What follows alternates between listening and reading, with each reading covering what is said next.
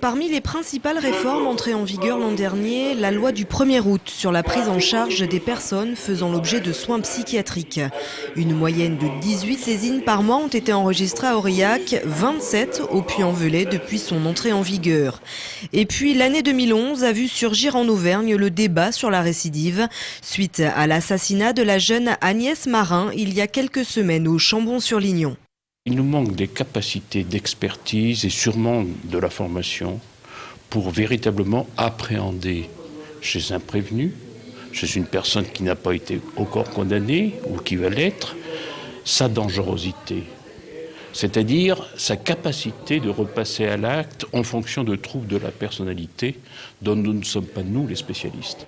Pour 2012, la Cour d'appel de Riom s'attend à 2 défis de taille. La disparition de la profession d'avoué, dont les tâches seront désormais dévolues aux avocats, et la réforme de la Cour d'assises. Le président aura à résumer les éléments à charge et à décharge en début du procès et à motiver les décisions de la Cour au moment du verdict.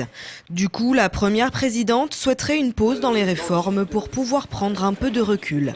Ça nous demande sans arrêt de s'adapter à des textes nouveaux, de les assimiler avec un nombre de magistrats qui malheureusement a été en diminuant cette année. Voilà, j'ai perdu un conseiller à la Cour, le tribunal de Clermont-Ferrand a perdu également un magistrat. Donc on ne peut pas faire toujours plus avec moins de moyens. Voilà. C'est pour ça que cette pause, on aimerait qu'elle intervienne.